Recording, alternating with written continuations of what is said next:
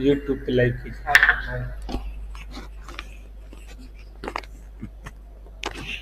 Live है।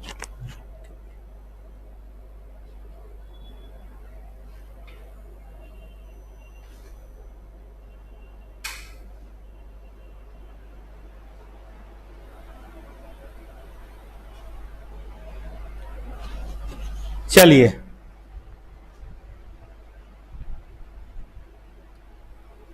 थोड़ा आप किसी को बोल दीजिए पानी के लिए।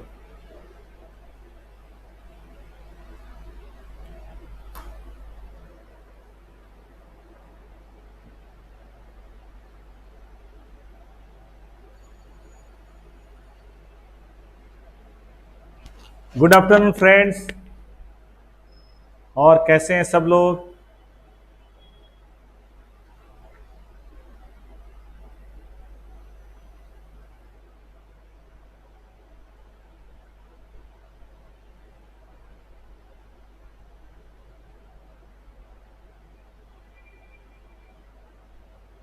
आज हम लोग आगे कंटिन्यू करेंगे अकाउंटिंग स्टैंडर्ड 1 को।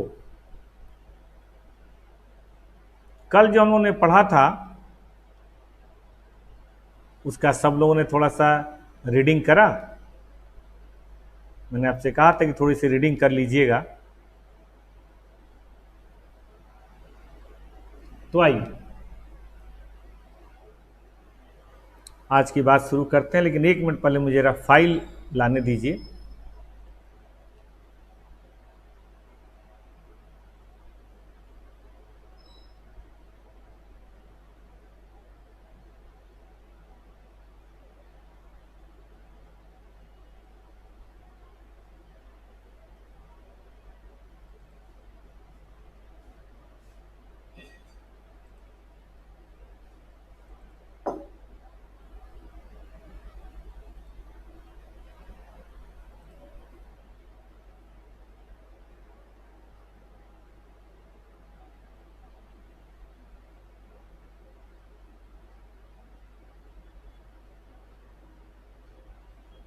लीजिए साहब, शुरू करते हैं अब।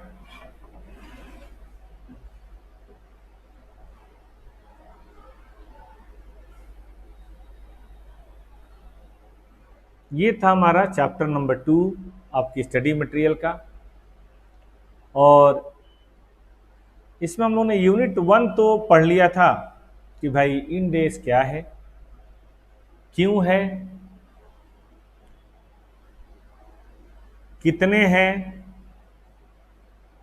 और हमें अपने सिलेबस में कितना पढ़ना है। ये बात तो हम लोगों ने कर ली थी कि भाई 39 है, हमें 34 पढ़ना है।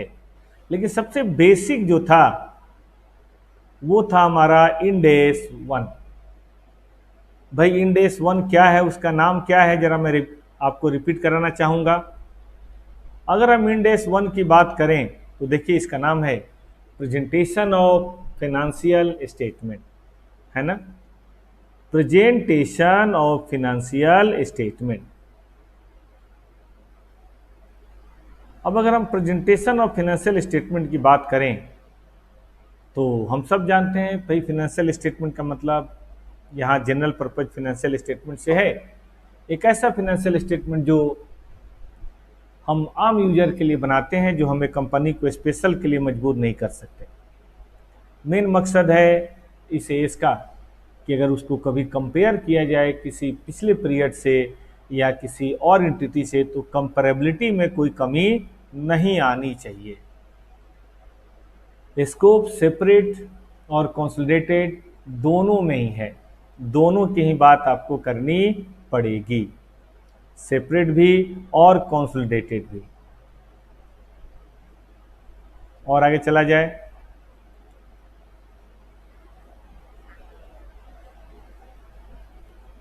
कुछ डिफिनीशंस था जो हम लोगों ने पढ़ लिया था, बहुत सारे डिफिनीशंस थी जिसकी बात हम लोगों ने बेसिकली कर ली थी। ठीक है, तो इसको छोड़ते हैं। पर्पज ये भी कर लिया था हम लोगों ने, नहीं पर्पज नहीं किया था, किया था क्या?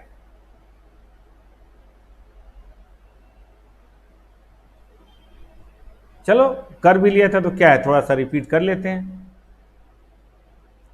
आइए सब लोग देखिए, अपनी स्टडी मटेरियल का निकालिए।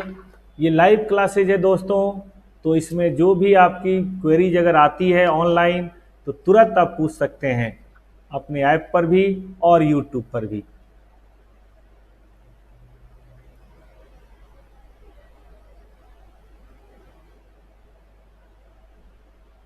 चलिए, complete set of financial statement ये भी पढ़ लिया था हम लोगों ने। यहां से आज की शुरुआत करनी है। भाई इंड एस 1 कहता है कि फाइनेंशियल स्टेटमेंट का कुछ जनरल फीचर है।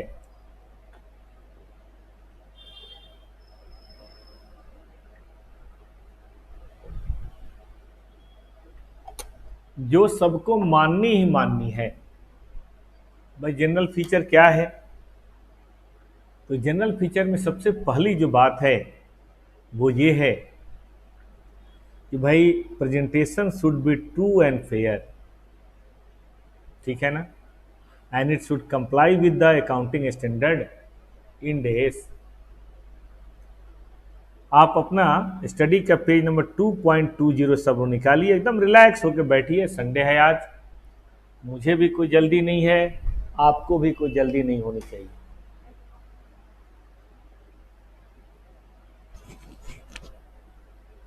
देखिए, ये कहता है कि भाई जो भी फिनेंशियल स्टेटमेंट आप बनाएंगे इंड एस के अनुसार, it should present the true and fair view of the financial position, the financial performance and the cash flow of an entity।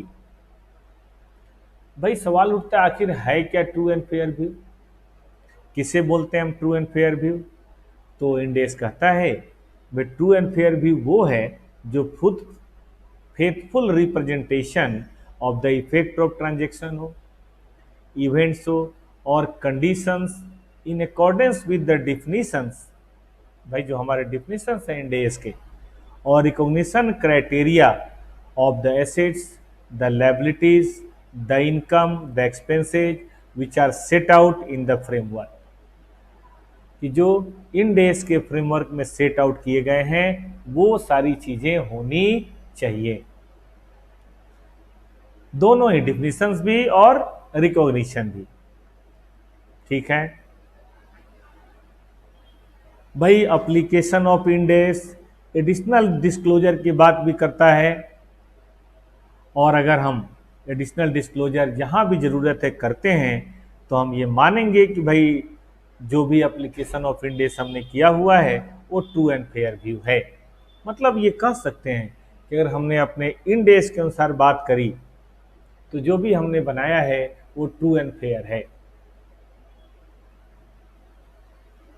अब देखिए, हर एंटिटी जिसका फाइनेंशियल स्टेटमेंट इंड एस का बनता है उसको एक एक्सप्लिसिट मतलब एक्सप्रेस करता हुआ और अनरिजर्व्ड स्टेटमेंट ये डालना है कि हाँ हमने इंड एस के साथ कंप्लायंस किया है। ठीक है, और हम नहीं कह सकते हैं कि हमने कंप्लाई किया है जब तक हमने इंड एस की सारी रिक्वायरमेंट्स को पूरा नहीं किया। मतलब रिक्वायरमेंट्स को सेलेक्टेड नहीं चुनना है कि ये चुन लिया वो छोड़ दिया, ऐसे नहीं है। आपको पूरा का पूरा सेलेक्ट करना है, पूरा का पूरा कंप्लाई करना है। अगर मान लीजिए कोई डिसएग्रीमेंट हो जाए ऑडिटर के साथ कि कोई इंड एस या कोई particular requirement of end S और ऑडिटर अपनी रिपोर्ट को क्वालिफाई कर दे, तब भी हम मानेंगे कि हमने इंड एस कंप्लाई किया है। मतलब भाई जो फिनेंशियल स्टेटमेंट बनाना वो किसकी ड्यूटी है? ऑडिटर की थोड़े ना है, मैनेजमेंट की है। मैनेजमेंट ने बनाया है और ये मान के बनाया है कि भाई हमने सब कुछ सही किया है, तो ऑडिटर का अपना ओपिनियन है। भाई उन्हें अपनी बात कहने दीजिए, हमें उनसे क्या लेना देना है। हम ये मान के चलेंगे कि भाई हमने तो सही बनाया है, उनका अपना ओपिनियन है, उनका चाहे जो भी हो। और वर्चुअल इन और सर्कमस्टांसेज, अगर आपने अप्लीकेबल इंड एस को कंप्लायंस किया है तो ये माना जाएगा कि कि आपने ट्रू एंड फेयर व्यू में अपना सब कुछ प्रेजेंटेशन दिया है, ऐसा माना जाएगा। ठीक है, लेकिन ट्रू एंड फेयर व्यू के लिए क्या क्या है? एक तो जब आप सेलेक्ट करेंगे और अप्लाई करेंगे कोई अकाउंटिंग पॉलिसी, तो आप इंड एस 8 के अनुसार करेंगे। आप इंड एस 8 के अनुसार जो दिए गए क्राइटेरियाज हैं, कंडीशंस हैं, उनके बेसिस पे अगर आपने अकाउंटिंग पॉलिसी सेलेक्ट करी है तो फिर ठीक है। अब इंड एस 8 क्या कहता है पढ़ेंगे हम लोग, अभी बस इतना जान लीजिए, इसमें हायरार्की दी गई है गाइडलाइंस का, कि मैनेजमेंट को जब भी कोई इंड एस के अंदर कोई स्पेसिफिक बात नहीं की गई है तो मैनेजमेंट कैसे डिसाइड करेगा कि हम कौन सी बात करें। मतलब अगर इंड एस में स्पेसिफिक ट्रीटमेंट है, स्पेसिफिक अप्लीकेशन है, तब तो हम नहीं कह रहे हैं, लेकिन जहाँ पे इंड एस में स्पेसिफिक अप्लीकेशन नहीं है, स्पेसिफिक ट्रीटमेंट नहीं है, वहाँ पे आप किस तरह से करेंगे, ये कौन बताता है? ये कौन बताता है? ये बताएगा आपका, बोलिए, ये कौन बताएगा? ये बताएगा आपका ए इंड एस 8। और आगे आइए, और कौन सी बात हमें कंप्लाई करनी है? एक तो चलो बात मान गए कि हमें इंड एस 8 को कंप्लाई करना है, और कौन सी बात? जो भी इंफॉर्मेशन है, जो भी पॉलिसीज है, आप उसको इस तरीके से प्रोवाइड करेंगे कि भाई वो हमें रिलेवेंट, रिलायबल, कंपरेबल या अंडरस्टेबल इंफॉर्मेशन दे। ये तो देखो किसी भी फिनेंशियल स्टेटमेंट का बेसिक गुण है। अगर वो हमें रिलायबल इंफॉर्मेशन ना दे, रिलेवेंट इंफॉर्मेशन ना दे, ठीक है कि नहीं, कंपरेबल इंफॉर्मेशन ना दे, अंडरस्टैंडेबल इंफॉर्मेशन ना दे, तो काहे का फिनेंशियल स्टेटमेंट, किस बात का फिनेंशियल स्टेटमेंट? तो इसलिए ट्रू एंड फेयर व्यू के लिए आपको ध्यान देना है कि आपको अपनी इंफॉर्मेशन और अकाउंटिंग पॉलिसी ऐसे प्रेजेंट करनी है जो इन चारों बातों का ध्यान दे। ये तो अपने फाउंडेशन में भी पढ़ा होगा कि basic character of financial statement, ये तो होना ही चाहिए।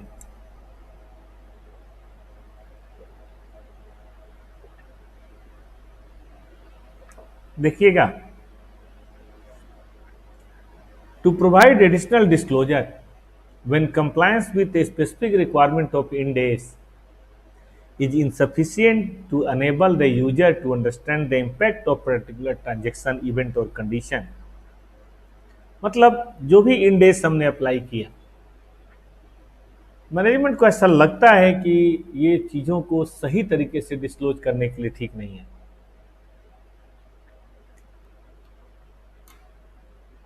आपके साथ भी हुआ होगा, कई बार आप अपने एग्जाम के नंबर से संतुष्ट नहीं होंगे, आपको लग रहा हो कि मेरे जो नंबर हैं ये मेरी नॉलेज को ठीक से रिप्रेजेंट नहीं कर रहे हैं, मतलब मेरा नॉलेज तो कम है, ज़्यादा आ गया है ना, या इसका उल्टा कि भाई हम तो ज़्यादा जानते हैं, ये इतना कम कैसे आ गया। तो फिर ऐसे सिचुएशन में घर वालों को एक्सप्लेन करना होता है ताकि वो आपको घर से बाहर ना निकाले। भाई फाउंडेशन इंटर में रिजल्ट नहीं आया, घर वाले बोल रहे हैं क्या पढ़ रहा है तुम, ठीक है कि नहीं, तो आप एक्सप्लेन नहीं करते हैं कि नहीं पिताजी, नहीं माताजी, हमने तो बढ़िया पढ़ा था लेकिन पता नहीं कैसे नंबर हुआ, अब तो रीचेकिंग करानी पड़ेगी, कॉपी लानी पड़ेगी। वही वाली बात यहाँ भी है, अगर कोई इवेंट या ट्रांजेक्शन इंड एस के मुताबिक पूरी तरह से फिट नहीं बैठा तो आप एडिशनल इंफॉर्मेशन दीजिए, और आप देंगे तो माना जाएगा कि भाई ट्रू एंड फेयर व्यू है। तो ट्रू एंड फेयर व्यू के लिए एक तो इंड एस के साथ कंप्लाई करना ही करना है, लेकिन selection of policy as per Ind AS 8 करना है, इंफॉर्मेशन को relevant, reliable, understandable, comparable manner में देना है, और जहां एडिशनल डिस्क्लोजर की जरूरत हो वहां एडिशनल डिस्क्लोजर भी देना है। सही है, चलें आगे। आगे इन अप्रोप्रिएट अकाउंटिंग पॉलिसी, आपने एस 1 भी पढ़ा होगा फाउंडेशन इंटर में, तो पढ़ा होगा कि इन अप्रोप्रिएट अकाउंटिंग पॉलिसी बता देने से सही नहीं हो जाती, यहां भी वही है कि an entity can not rectify in appropriate accounting policy either bye disclosure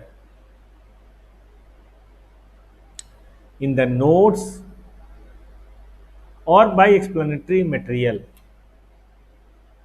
कितना भी जस्टिफाई करो, लेकिन जो गलत है भाई वो गलत है। याद है आपको इंडेक्स A1 में भी ये बात, सॉरी AS1 में भी ये बात कही गई थी, ध्यान है सबको।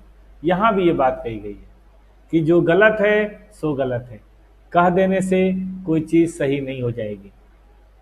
इसका मतलब ये हुआ कि अगर आपने गलत accounting policy, inappropriate accounting policy ली है तो हमेशा गलत ही रहेगा, वो कोई सही नहीं होने वाला। ठीक है, चलें आगे। क्या departure from requirement of Ind AS possible है? मतलब इंड एज कुछ कह रहा है, क्या हम उससे अलग अपनी दुनिया बना सकते हैं? क्या ये पॉसिबल है? देखिए, वैसे तो इंड एज से डिपार्चर पॉसिबल नहीं है और ना ही आपको करना चाहिए, लेकिन in extremely rare circumstances, extremely rare circumstances, अगर ऐसा मैनेजमेंट को लगता है कि रिक्वायरमेंट ऑफ इंड एज को अगर हमने कंप्लाई किया तो ये इतना मिसलीडिंग हो जाएगा that it will conflict with the objective of the financial statement as set out in framework। जो framework of the financial statement दिया हुआ है उसके ऑब्जेक्टिव से ये कन्फ्लिक्ट कर जाएगा, तो ऐसे केस में एंटिटी डिपार्ट कर सकती है उस रिक्वायरमेंट से अगर relevant regulatory framework require such a departure और डज नॉट प्रोहिबिट। मतलब अगर स्टॉक एक्सचेंज या कोई भी ऐसा है जो मना नहीं करता कि डिपार्चर नहीं कर सकते या अलाउ करता है कि डिपार्चर कर सकते हैं, तो आप कर सकते हैं, कोई दिक्कत नहीं है। लेकिन कभी भी ऐसा अगर आपने डिपार्चर किया तो आपको क्या डिस्क्लोज करना है? ठीक है, आपको कुछ चीज़ों का ध्यान रख के कुछ चीज़ें आपको डिस्क्लोज करना है। सब लोग आइए पेज नंबर 21 2.21 देखिएगा। मैं साथ साथ बेटा पेज नंबर भी बोलते जाता हूँ। Study module CA institute 1 that management has concluded that miss financial statement represent true and fair view. मतलब हम ये बताएंगे कि भाई इसी तरीके से ट्रू एंड फेयर व्यू आएगा। हमने कंप्लाई वैसे तो किया इंड एज के साथ, बस ये डिपार्चर किया है और वो भी इसलिए कि ट्रू एंड फेयर व्यू आए। मतलब हम बोलेंगे देखो सारी बात तो हमने मानी है इंड एज की, बस ये बात हम थोड़ा अलग लेके चले गए। वैसे तो हमने सारी बात मानी है, लेकिन ये बात हम थोड़ा सा अलग लेकर आ गए। ठीक बात है, ये हम थोड़ा सा अलग लेकर आ गए। ठीक है जी। The title of the Ind AS from which the entity has depart.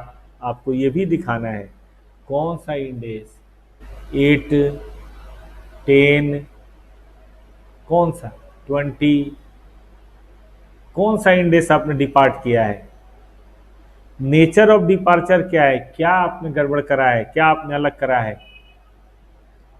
बताओ इंडेस के अनुसार होता तो क्या होता? आपने जो किया है ठीक है, इंडेस के अनुसार होता तो क्या होता? रीजन भी बताइए कि आपने ऐसा क्यों किया है, वो कौन सी सर्कमस्टांसेज है जिसके चलते अगर इंडेस मानते तो गलत हो जाता, मिसलीडिंग हो जाता, वो फिनेंशियल स्टेटमेंट के फ्रेमवर्क से कन्फ्लिक्ट करता। और तब बताइए कि आपने क्या किया है। मतलब एस बताइए, क्या डिपार्चर किया ये बताइए, क्यों डिपार्चर किया ये बताइए, कौन सा ऐसा मतलब आफत आ रही थी कि आप डिपार्चर कर गए और डिपार्चर करने के बाद क्या किया है, वैसे करते तो क्या करते। इसका मतलब है ऐसे जान नहीं छूटेगी, जब मर्जी अडॉप्ट कर लो, जब मर्जी छोड़ दो। अडॉप्ट करो तो कोई बात नहीं, नहीं करोगे तो ये सारी बातें आपको बतानी पड़ेगी कि ऐसा काम आपने किया क्यों है। ठीक है कि नहीं? देखो भाई, घर में आपके आने के समय 7 बजे, 7 बजे तक आ जाओ, कोई नहीं पूछता ज़्यादा। लेकिन अब 9 बजे 10 बजे आएंगे तो घर वाले नहीं पूछेंगे क्यों देर से आए, कहाँ थे, किसके साथ थे, क्यों थे। ये सारी बातें यहाँ भी बतानी। आगे आई इन ईच पीरियड प्रेजेंटेड, यानी कि इस साल और पिछला साल जो आपने कंपेयर के लिए प्रेजेंट किया है, the financial effect of departure on each item in the financial statement, income में, एक्सपेंसेज में, एसेट्स में, लायबिलिटीज में इस डिपार्चर का क्या असर हुआ है। आपने ऐसे बात ना मान के ऐसे जो बात कर दी है उससे इनकम, एक्सपेंस, एसेट, लायबिलिटी पे क्या फर्क पड़ा है। ठीक है, मतलब अगर हम कंप्लाई करते तो क्या होता, कंप्लाई नहीं किया है तो क्या होता, आप उसका इफेक्ट बताइए, उसका इम्पैक्ट बताइए। और अगर एंटिटी ने पिछले साल में, प्रायर पीरियड में डिपार्चर किया था जिसका असर इस साल में पड़ रहा है, करंट ईयर में, तो आपको यह भी बताना है कि इसका असर इस साल में पड़ रहा है। जैसे मान लीजिए पिछले साल में लायबिलिटी किसी और तरह से मेजर की है तो जाहिर है वो पॉलिसी हम इस साल भी मानेंगे कंसिस्टेंसी के अनुसार। अगर हमने माना तो भाई फर्क पड़ेगा, तो आपको ये बताना पड़ेगा कि पिछले साल में हमने लायबिलिटी या एसेट ऐसे मेजर किया था। अगर ना करते तो पिछले साल तो जो किया वो तो था ही, इस साल भी उसका ये असर पड़ता। ठीक है, इन एक्सट्रीम रेयर सर्कमस्टांसेज, जहां मैनेजमेंट को ये लगता है कि भाई मिसलीडिंग है, लेकिन हमारा रेगुलेटरी फ्रेमवर्क मतलब सेबी या आरबीआई या कोई और मना करता है, डिपार्चर नहीं करना है। पहला केस देखो अलग था। पहला केस क्या था कि हमारा रेगुलेटरी फ्रेमवर्क हमें मना नहीं करता, वो कहता है जा बेटा जा, जी ले अपनी जिंदगी। ये था पहला केस। ठीक है, हमारा रेगुलेटरी फ्रेमवर्क हमें प्रोहिबिट नहीं करता, वो हमें अलाउ करता है, वो अलग बात है। लेकिन ये देखो, इसमें है कि हमारा मन है कि भाई मिसलीडिंग है, हमें नहीं करना चाहिए, लेकिन रेगुलेटरी फ्रेमवर्क कहता है खबरदार। तो फिर ऐसे सर्कमस्टांसेज में आप मना तो नहीं कर सकते, डिपार्ट तो नहीं कर सकते, लेकिन एक काम करिए, maximum extent possible reduce the perceived misleading aspect of compliance by disclosing. आप जो मानना है वही मानो, क्योंकि आपका रेगुलेटरी फ्रेमवर्क आपको मना कर ही नहीं रहा। होता है ना कई बार हम कुछ करना चाहते हैं लेकिन घर वाले अलाउ नहीं करते। एक तो है कि वे कुछ अच्छा करना चाहते हैं, घर वालों ने अलाउ कर दिया। एक होता है करना तो चाहते हैं लेकिन घर वाले मना कर रहे हैं या ऑफिस वाले मना कर रहे हैं। तो फिर ऐसे सिचुएशन में आप घर वालों को डिस्क्लोज तो करते हो ना, देखो पिताजी ठीक है आप कह रहे हो तो मैं ये काम नहीं करूंगा, लेकिन अगर ये काम मैं करता तो ऐसे होता, घर का भला होता, मेरा भला होता, आपका भला होता।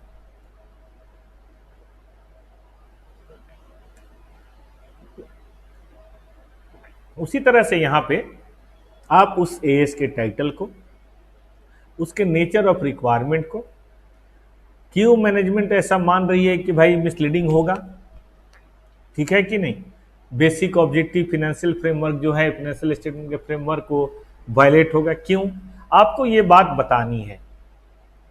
आपको वो फैक्ट बताना है, वो बात बतानी है जिसके चलते आपको ऐसा लगता है।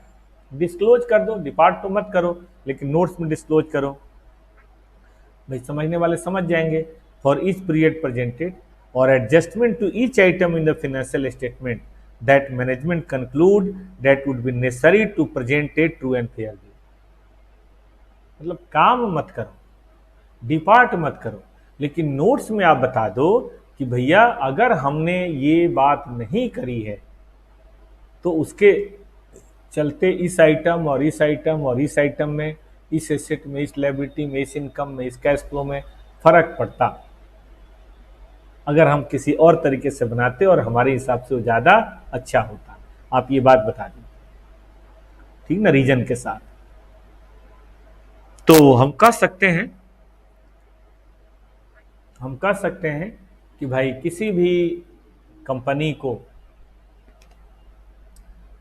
इन डेज के साथ कंप्लाई करने में अगर दिक्कत आ रही है तो देखो क्या हम डिपार्ट कर सकते हैं। एक्सट्रीम रेयर केसेज में अलाउ है तो कर लो और सब चीज़ें डिस्क्लोज करो, नहीं कर सकते तो मत करो, लेकिन फिर वो चीज़ें डिस्क्लोज कर दो जो आपके हिसाब से लगता है कि जरूरी है बातें बताने के लिए। अब ये क्वेश्चन पढ़िए सब लोग, आपके स्टडी का फर्स्ट क्वेश्चन है इस एएस का पेज नंबर 24। थ्योरेटिकल क्वेश्चन है लेकिन इन डेज के अनुसार इसका जवाब है। कि अगर एंटिटी फिनेंशियल स्टेटमेंट बनाती है और एक इम्प्लिसिट एक्सप्लिसिट और अनरिजर्व स्टेटमेंट देती है कंप्लायंस के लिए कि हमने इंड एस कंप्लाई किया है, लेकिन हमारे ऑडिटर्स का अलग ही स्वाग है। ऑडिटर्स कह रहे हैं कि क्या बात कर रहे हो, नहीं है, और वो क्वालिफाई कर दिया because it disagreement on application of one of the इंडेस। तो क्या ऐसे केस में इंटिटी का ये कहना है कि हमने एक्सप्लिसिट और अनरिजर्व स्टेटमेंट बनाया है, एक्सेप्टेबल है या नॉट एक्सेप्टेबल है? जवाब दीजिए एज पर इंडेस 1, अभी हमने पीछे बताया था। भाई कोई जवाब देना चाहेंगे यूट्यूब के बच्चे या ऐप वाले? निकालिए अपना पेज नंबर 2.24। फाइनल में आप आ गए हैं, स्वागत है आपका सीए फाइनल की दुनिया में। जो भी अब की बार या पिछली बार पास हुए थे, थोड़ा थोड़ा पढ़ना शुरू कीजिए। आप 2020 और 21 में जितने बच्चे पास हुए हैं, अब उनको थोड़ा थोड़ा पढ़ना शुरू करना चाहिए। डेली बेसिस पे आपकी फिनेंशियल रिपोर्टिंग की क्लासेज हम लोग करेंगे। समय थोड़ा सा बहुत फ्लक्चुएशन रहेगा दोस्त, तो अगर उस समय पे मैं पहले से अनाउंस करके रखूंगा, उस समय पे आ गए तो बहुत अच्छी बात है, लेकिन किसी कारण से आप नहीं आ पाए तो परेशान मत होइएगा। काम करना है तो करना है। जैसे कल भी मंडे,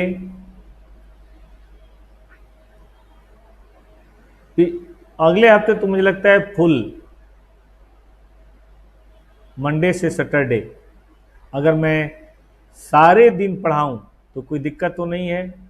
6 से 8 पीएम, अरे लाइव है, मेट्रो में होगा तब भी सुन सकते हो, और नहीं तो बाद में बैकअप तो है ही, यूट्यूब पर भी रहेगा और ऐप पर भी रहेगा। तो कल फिर 6 बजे मिले। टाइम थोड़ा सा बेटा फ्लेक्सिबल होगा, इसके लिए मैं थोड़ा माफ़ी चाहूँगा। अब फेस टू फेस तो आप हैं नहीं, लाइव है तो क्या दिक्कत है? अगर आप उस समय देख पाए तो ठीक है, वरना 1-2 घंटे बाद देख लेना। अब कहेंगे सर 7 की बजाय 6 क्यों कर दिया? असल में 6 किया तो डेली कर दिया ना। मेरा टारगेट है कि मैं अक्टूबर महीने में आपका मॉड्यूल 1, ठीक है ना, निपटा दूं। ये मैं सोच रहा हूँ, ठीक सोच रहा हूँ? कोई दिक्कत तो नहीं किसी को? चलिए आइए देखो भाई, तो कल याद रहेगा ना, कल मिलते हैं 6 बजे। इधर आइए, ये जो ऑडिटर्स रिपोर्ट है, भाई ऑडिटर का काम थोड़ा ना स्टेटमेंट बनाना, हमने सही बनाया है। हम ऑडिटर से एग्रीमेंट नहीं रखते। बिल्कुल पॉसिबल है कि हम ऐसा कर सकते हैं, ऑडिटर अपनी दुनिया में जाने, वो जाने। हमारे पास बिल्कुल बोनाफाइड रीजन है कि हमने अच्छा किया है, तो हम ऑडिटर की बात क्यों माने? करने दो उनको क्वालिफाई, वो जाने। मेन काम फिनेंशियल स्टेटमेंट बनाने का काम हमारा है, और हमने सही बनाया है। हमारे पास कोई कारण नहीं है जिससे हम ये मान सकें कि हमने गलत बनाया है, तो हम क्यों किसी की बात माने भाई? चलेगा? Abhishek, no problem, we are with you. बहुत बढ़िया दोस्त, बड़ी अच्छी बात है। इसी तरह कोऑपरेशन हमें चाहिए।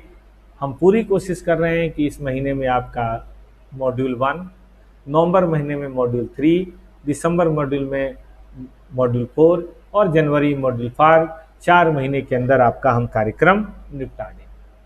ठीक ना? चलवा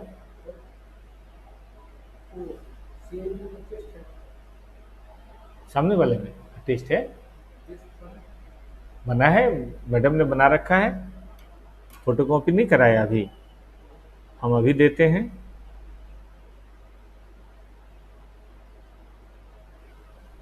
सीए इंटर का भी टेस्ट है आज,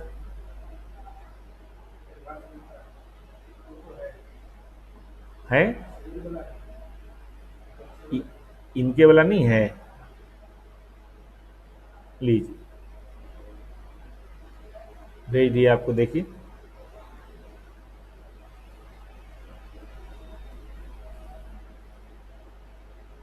चेक कीजिए।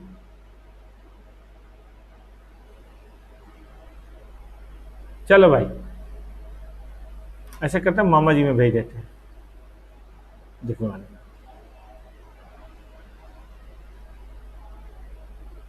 जा ही नहीं रहा है क्या है? चला गया,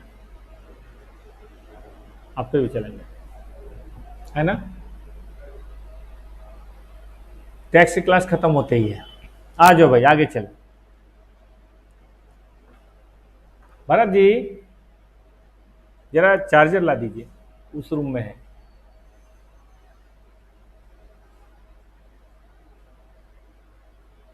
आओ साहब, शुरू करो।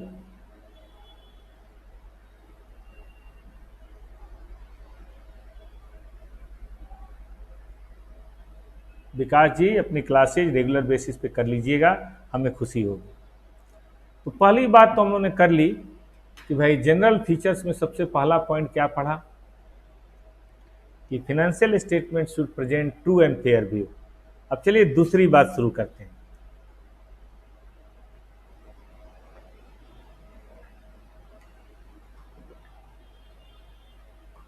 दूसरी बात है गोइंग कंसर्न। भाई AS1 पढ़ा है ना सब लोगों ने, मोर और लेस वही चीजें हैं, थोड़ा सा डिटेल है, ब्रॉड है। गोइंग कंसर्न देखो क्या कहता है कि financial statement prepared under end S should be prepared on A going concern basis.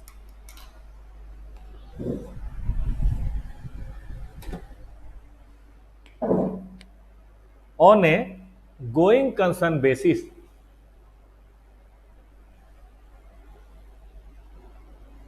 unless the management either intend to liquidate or to cease trading or there is no realistic alternative to do so। तीनों ही बातें कि हम बनाएंगे going concern के रूप में तब तक जब तक मैनेजमेंट का इरादा अपने बिजनेस को बंद करने का या लिक्विडेट करने का या कोई और चारा है ही नहीं, हम अपने आप ही बंद हो जाएंगे, कोरोना में क्या करें, हमारे पास कोई रास्ता नहीं रह गया, तो हम यही मानेंगे कि हमारा फाइनेंशियल स्टेटमेंट गोइंग कंसर्न के रूप में बनाया गया है। मतलब बनाया गया नहीं, बनाना चाहिए, आपको बनाना चाहिए। इसको बंद कर दीजिए भाई। इसके लिए क्या करना पड़ेगा? Management is required to assess at the time of preparing the financial statement, ठीक है ना। at the time of preparing the financial statement the entity's ability to continue as a going concern। भाई मैनेजमेंट को assess करना है, देखना है कि क्या हमारा गोइंग कंसर्न है जो फाइनेंशियल स्टेटमेंट साल के लास्ट में बना रहे हैं, और वी शुड कवर कम से कम 12 महीने के प्रोस्पेक्ट को देखना चाहिए। हालांकि 12 महीना ही नहीं, आप और आगे भी देख सकते हैं, लेकिन कम से कम 12 महीने में तो बंद होने की नौबत नहीं है ना। और असेसमेंट कम से कम 12 महीने का करना चाहिए। जैसे आज क्या डेट है? आज है 31 मार्च 2022, आप बना रहे हैं तो कम से कम अगले 12 महीने के लिए सोचिए। कम से कम अगले 12 महीने के लिए कम से कम सोचिए कि भाई हमारी कंपनी बंद होने वाली है, लिक्विडेट होने वाली है, या हमारे पास कोई रास्ता नहीं बचेगा, ऐसा है क्या? अगर ऐसा नहीं है तो फिर आपकी कंपनी गोइंग कंसर्न है। लेकिन ये 12 महीने को आप ऐसे मत समझिए कि बस 12 महीने ठीक है तो क्या ठीक है। अब मान लीजिए आपका 15 महीने बाद बंद होने के चांसेज है तो क्या गोइंग कंसर्न कहेंगे? 18 महीने पे बंद होने के चांसेज है तो क्या गोइंग कंसर्न कहेंगे? 18 महीने बाद बंद होना है तो बंद ही होना है। 12 महीने तो मैं कह रहा हूँ सोचना है, कम से कम 12 महीने, बहुत लंबे समय की बात नहीं कर सकते, तो कम से कम 12 महीने तो सोचिए, ठीक है कि नहीं। इसका एक कतई मतलब नहीं है कि अगर 18 महीने में हमारा बंद करने का इरादा है और हम गोइंग कंसर्न के रूप में दिखा रहे हैं, ये गलत होगा, ठीक है ना। ऐसा नहीं करना चाहिए। आगे चलें। देखिए असेसमेंट तो वैसे एक स्ट्रेट फॉरवर्ड सी बात है कि मुझे करना है कि नहीं करना है। जनरली प्रॉफिट एंटिटी है जिसको कोई फाइनेंशियल प्रॉब्लम नहीं है तो गोइंग कंसर्न ही माना जाता है। लेकिन फिर भी जिस तरह से आजकल कोरोना के चलते बहुत सारी कंपनियों का कैश फ्लो गड़बड़ हो गया है, तो कुछ स्ट्रेस के पॉइंट आप देख सकते हैं और उसके बेसिस पे आपको देखना है। अपनी डिटेल कैश फ्लो और प्रॉफिट का प्रोजेक्शन वगैरह करते हुए इंडिविजुअल इवेंट्स या कलेक्टिव इवेंट्स के बेसिस पे देखना है कि क्या कुछ सिग्निफिकेंट डाउट है कि हम गोइंग कंसर्न के रूप में कंटिन्यू करेंगे या नहीं करेंगे। इन कुछ इवेंट्स को आप देख सकते हैं। कोई गारंटी तो मैं नहीं कर रहा कि इवेंट्स हैं तो आपका गोइंग कंसर्न सीज ही हो गया, लेकिन डाउट तो जरूर क्रिएट करेगा गोइंग कंसर्न में दिक्कत है क्या। नेट लायबिलिटी या नेट करंट लायबिलिटी पोजीशन, मतलब करंट एसेट्स कम है और करंट लायबिलिटी ज़्यादा है, दिक्कत आने वाली है, पेमेंट नहीं कर पाएंगे। फिक्स टर्म बोरोइंग 5-10 साल वाली बोरोइंग का मैच्योरिटी का समय आ रहा है और हमारे पास कोई रास्ता नहीं है कि हम उसको रिन्यू करें या पे करें, ठीक है कि नहीं। या हमने शॉर्ट टर्म बोरोइंग पे बहुत एक्सेसिव रिलायंस किया है लॉन्ग टर्म फाइनेंस के लिए। क्रेडिटर ने फाइनेंशियल सपोर्ट विड्रॉ कर लिया, इसका मतलब स्ट्रेस है सिस्टम में। निगेटिव ऑपरेटिंग कैश फ्लो आ रहा है, हर महीने लॉस हो रहा है, जो हमारे हिस्टोरिकल या प्रोस्पेक्टिव फाइनेंशियल स्टेटमेंट बता रहे हैं कि फाइनेंशियल रेशियो एडवर्स हैं। करंट रेशियो, डेब्ट इक्विटी, प्रॉफिटेबिलिटी के रेशियो, लिक्विडिटी के रेशियो हमारे एडवर्स हैं। ऑपरेटिंग लॉस हो रहा है और बड़े अमाउंट में हो रहा है। वैल्यू ऑफ एसेट डिटोरिएट हो रही है, जिनसे हम अपना कैश फ्लो जनरेट करते हैं। डिविडेंड नहीं दे पा रहे हैं बहुत सालों से, या एरियर पड़ा हुआ है। क्रेडिटर्स को टाइम पे नहीं दे पा रहे। लॉन्ग टर्म लोन वाले इसके टर्म्स को हम पूरा नहीं कर पा रहे हैं। पहले हमें उधार मिलता था, लेकिन लोग हमें बोल रहे हैं पैसा लाओ तब ले जाओ। इसका मतलब हमको विश्वास लोगों का कम हुआ है। हम न्यू प्रोडक्ट डेवलपमेंट पे खर्चा नहीं कर पा रहे हैं, और भी जो जरूरी इन्वेस्टमेंट है करने की सिचुएशन में नहीं है। की मैनेजरियल पर्सन भाग रहे हैं हमारे यहाँ से और रिप्लेसमेंट नहीं मिल पा रहा उनका। मेजर मार्केट, की कस्टमर, फ्रेंचाइजी, लाइसेंसी हमें छोड़ के भाग रहे हैं, सप्लायर छोड़ के भाग रहे हैं। कोई बहुत सक्सेसफुल कंपटीटर इमर्ज हो गया है, वो बंद करा के छोड़ेगा हमें। चेंज इन लॉ हो गया है, काम नहीं कर सकते। Regulation, government policy adversely impact कर रही है। तो ये सब कुछ मैं गारंटी नहीं दे रहा, लेकिन ये सब कुछ लिस्ट है। आपको नहीं लगता कि इन लिस्ट से चलते मन में डाउट जगेगा कि क्या हम आगे कर पाएंगे कि नहीं कर पाएंगे। तो यही कहता है इंडेस कि भाई मैनेजमेंट जरा सा इन चीज़ों को, इन थ्रेट को, परसेप्शंस को देखो, क्या ये सब चीज़ें हैं। अगर इनमें सिग्निफिकेंट डाउट है तो भाई आप डिस्क्लोज करो कि हम गोइंग कंसर्न के रूप में कंटिन्यू करेंगे, नहीं करेंगे। नहीं करेंगे तो ये डाउट है, करेंगे फिर भी ये डाउट है। ये सब चीज़ें बतानी चाहिए आपको, अनसर्टेनिटी।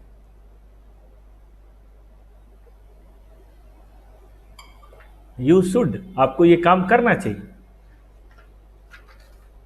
ठीक है कि नहीं। देखो,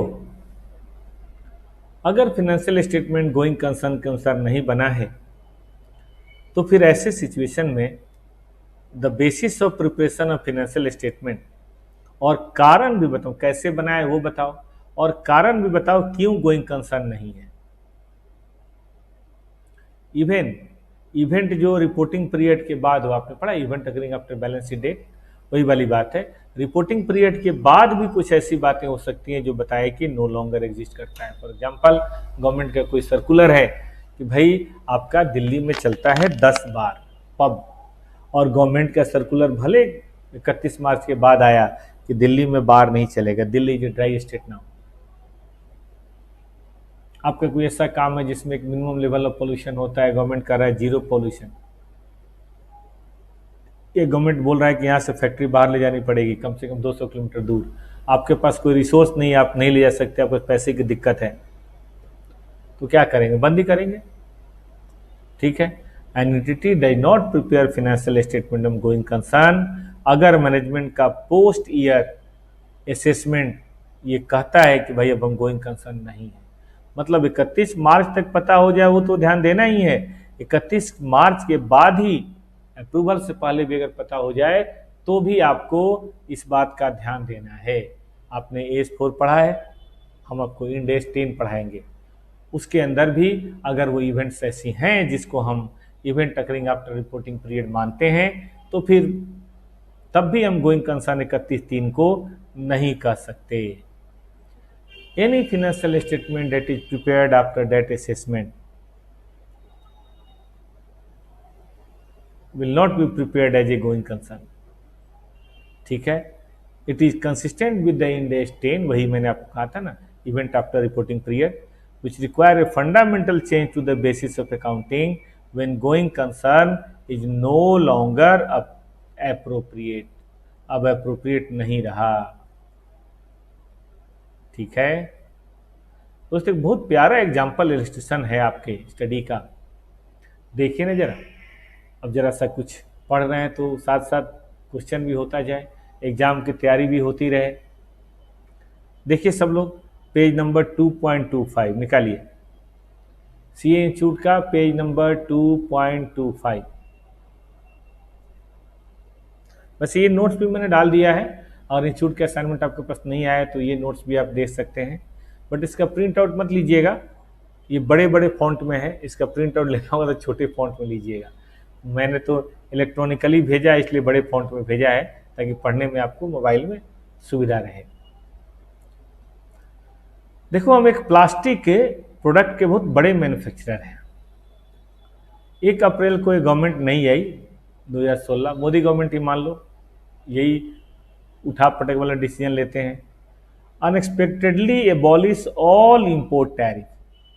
देश के बाहर से जो माल आता है उस पर टैरिफ जो लगता था 40%, उसको हटा दिया, प्लास्टिक प्रोडक्ट बेटा दिया। और भी बहुत सारे रिफॉर्म हुए जिसके चलते हमारी करेंसी जो है अप्रिशिएट कर गई।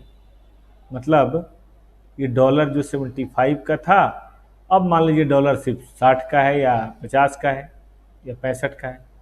आपने इकोनॉमिक्स पढ़ा है, अगर टैरिफ कम हो इंपोर्ट का तो देश में जो मैन्युफैक्चरर हैं उनको बाहर की कंपटीशन में आ जाना पड़ेगा, सस्ते इंपोर्ट का, दिक्कत आएगी माल बेचने में। और अगर रुपीज अप्रिशिएट कर जाए तो हमारा माल बाहर महंगा पड़ेगा, हम बाहर एक्सपोर्ट नहीं कर सकते। अब घर में बेच नहीं सकते क्योंकि बाहर से इंपोर्ट आ गया सस्ता, बाहर बेच नहीं सकते क्योंकि हमारा रुपीज अप्रिशिएट कर गया। आप बताओ जी, अब ये करेंसी का अप्रिसिएशन कॉम्पिटिटिवनेस को कम कर दे रहा है। बिफोर 2016 हम प्रॉफिटेबल थे, लेकिन अब हम कंप्यूट नहीं कर सकते, अब हम चले गए लॉस में। कोई बात नहीं, अब 2017 एंटिटी की इक्विटी इतनी है, सेकेंड क्वार्टर मैनेजमेंट ने एंटिटी के ऑपरेशन को रिकंस्ट्रक्ट किया, सिचुएशन के मुताबिक तो बदलना पड़ता है। रिकंस्ट्रक्शन ने लॉसेज को अवॉइड करने में हमें मदद कर, रिड्यूस करने में 300, 400, 280 कर दिया। 2017 के साल में लॉस तो फिर भी हुआ 4000। देखो एंटिटी है कि इक्विटी है 1000 और लॉस हो गया 4000, हालांकि लॉस कम हो रहा है। 2017 में लोकल प्लास्टिक इंडस्ट्री और लेबर यूनियन गए गवर्नमेंट के पास, हे प्रभु हमें बचाओ, लॉबी करा उन्होंने। 15 मार्च को गवर्नमेंट ने अनाउंस किया कि हम फिर से इंपोर्ट ड्यूटी 10% लगाएंगे, तो चलो 40 ना सही 10%, लेकिन उन्होंने साफ साफ बोल दिया कि हम उतना प्रोटेक्ट नहीं करेंगे जितना प्रोटेक्ट करते थे। इकोनॉमिक फोरकास्ट में भी हम ये प्रेडिक्ट कर रहे हैं कि स्टेबल करेंसी होगी,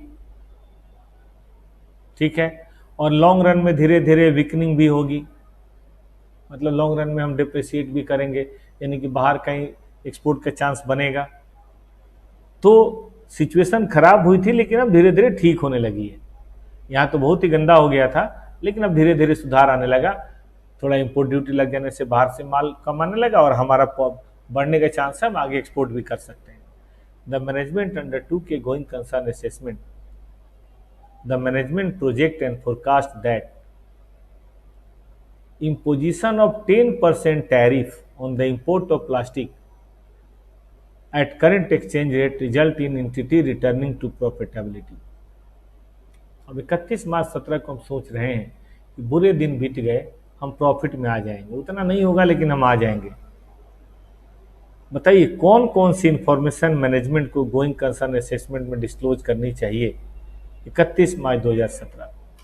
कोई बताएगा क्या क्या हमें डिस्क्लोज करना चाहिए? तो ऐसा कीजिए, क्वेश्चन को एक बार फिर से पढ़िए। बहुत सुंदर क्वेश्चन है, समझने वाला क्वेश्चन है।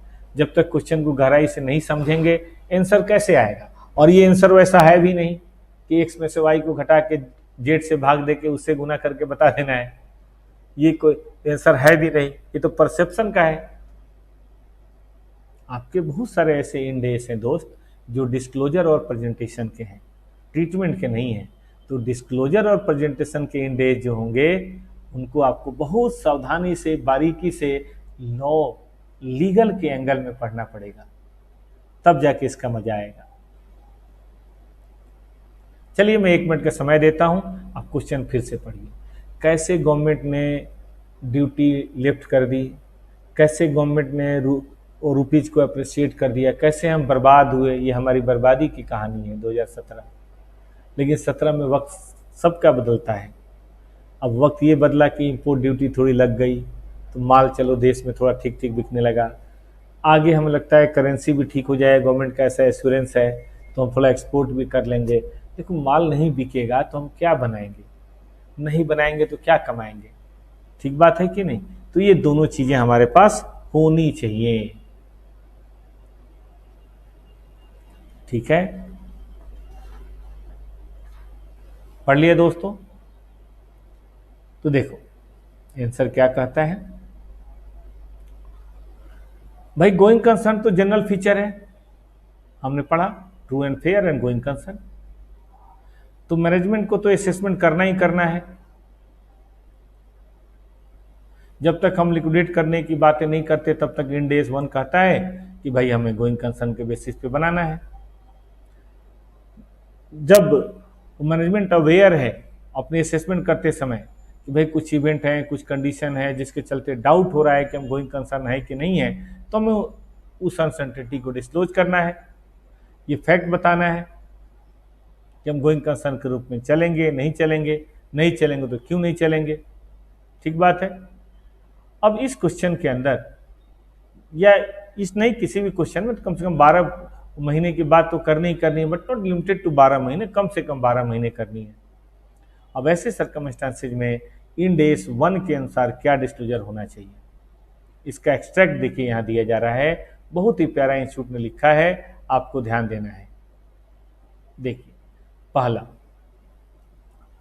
हम असेसमेंट करने के बेसिस पे जब हम आए तो हमने देखा कि गोइंग कंसर्न तो है। क्यों है? क्योंकि गवर्नमेंट ने री इंट्रोड्यूस कर दिया टैरिफ, करेंसी कांस्टेंट होने वाला है, और गवर्नमेंट ने यह भी बोला है कि भाई धीरे धीरे धीरे धीरे इंप्रूवमेंट भी होगी। हालांकि टैरिफ उतना ज़्यादा नहीं लगाएंगे, लेकिन फिर भी अब अगर प्रूडेंस कॉन्सेप्ट, अगर रुपीज स्ट्रेंथ नहीं भी होता है, ठीक है, तब भी हमें ऐसा लगता है कि हम प्रॉफिटेबिलिटी की तरफ तो आ जाएंगे। हालांकि हमारा नेटवर्थ अभी सिर्फ 1000 है। अगर टैरिफ ड्यूटी नहीं इम्पोज होती है, अनचेंज होता है, तो हमारी लायबिलिटी हमारी एसेट से ज़्यादा हो जाएगी। ठीक है, लेकिन इसके बावजूद भी हमें ऐसा लगता है कि हम अभी गोइंग कंसर्न है, क्योंकि हालात में सुधार हो रहे हैं। तो इसका मतलब है रिस्क फैक्टर को बताइए ईमानदारी के साथ, छुपाइए मत अपने पास, लेकिन जो आपका फर्म कमिटमेंट है कि हम अभी मैदान छोड़ के नहीं जाने वाले, और ना ही हमें ऐसा कोई डर है, खतरा है, झेल लेंगे, बुरा वक्त देखा है ये वक्त भी देख लेंगे, तो फिर कोई दिक्कत की बात नहीं, इंड एस आपके साथ है। चलिए, तो 2 फीचर तो हमने पढ़ लिया, कौन कौन सा? ट्रू एंड फेयर और गोइंग कंसर्न। चलिए तीसरा फीचर एक्रूवल। आप सब जानते हैं कि इनकम एक्सपेंसेस को एक्रूवल बेसिस पर रिकॉग्नाइज करना है, और इंड एस 1 भी इससे अलग नहीं है। हालांकि कैश फ्लो तो नहीं कर सकते क्योंकि वो तो कैश बेसिस पे ही होता है। ठीक है, तो एक्रूअल बेसिस हमें यूज करना है इनकम एक्सपेंस एसेट लायबिलिटी के लिए जब वो सेटिस्फाई करते हैं डिफिनीशन और रिकॉग्निशन क्राइटेरिया जो भी फ्रेमवर्क या इंडेस वगैरह के अंदर दिया गया है उसको करिए और एक्रूअल बेसिस पे अपना जो भी करना है आप अपना रिकॉग्नाइज कीजिए, एब्सोल्युटली नो प्रॉब्लम। तो ये है नंबर 3। आइए नंबर 4, मैटेरियलिटी। वही चीजें जो आपने पढ़ा था AS1 में, याद आ रहा है?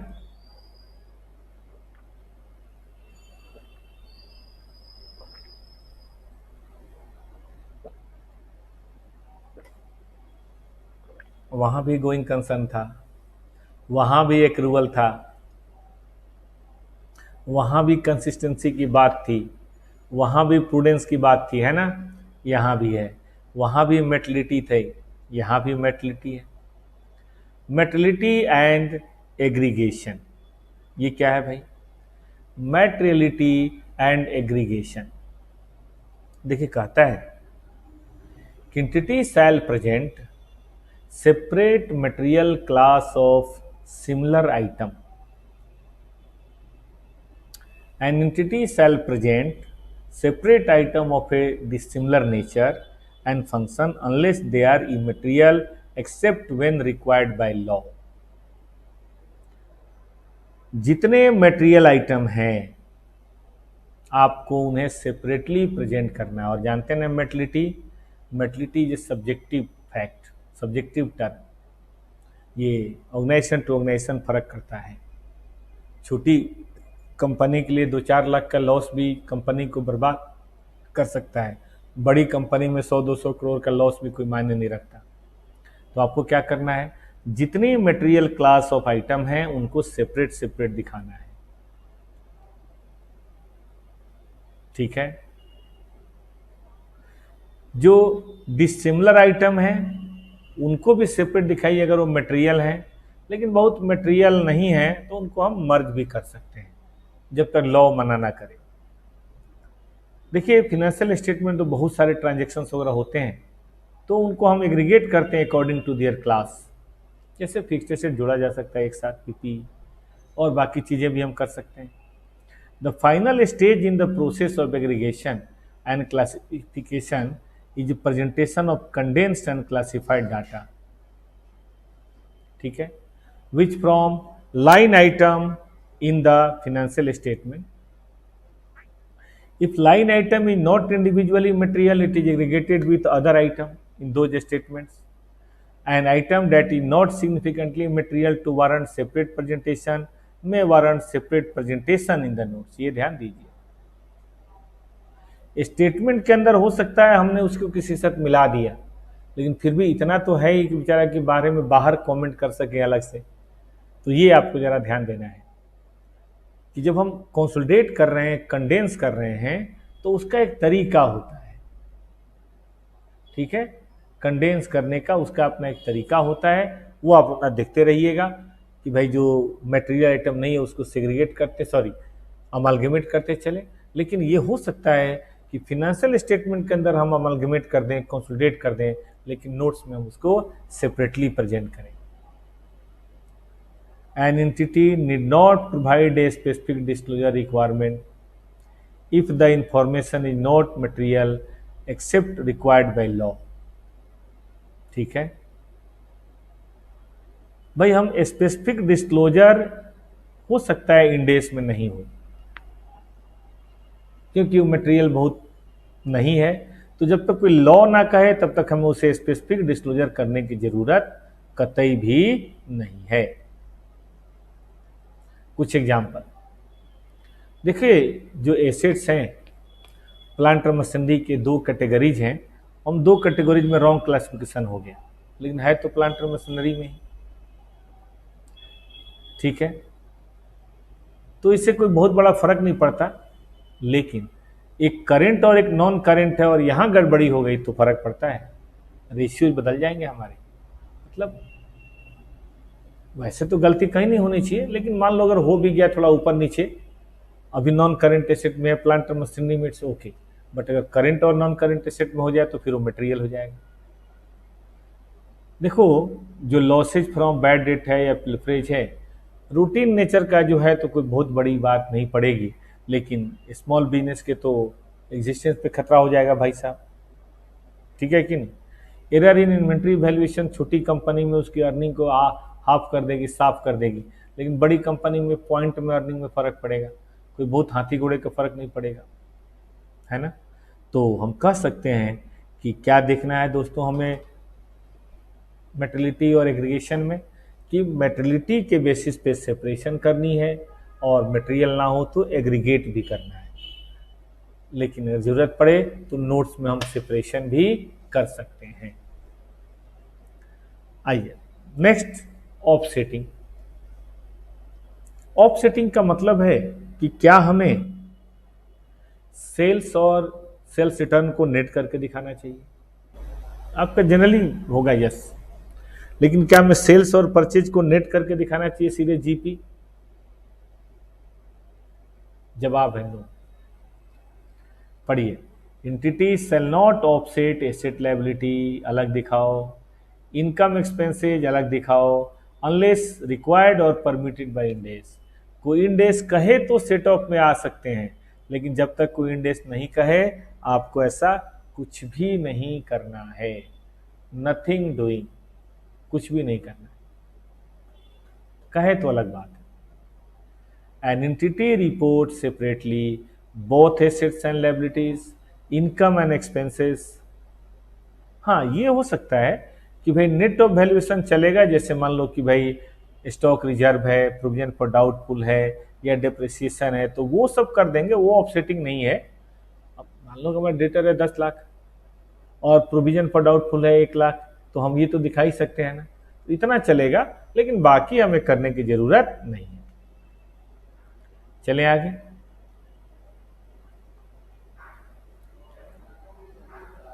देखिए हम लोग पढ़ेंगे इंड एस 15, आपने पढ़ा होगा एस 9, ठीक है कि नहीं।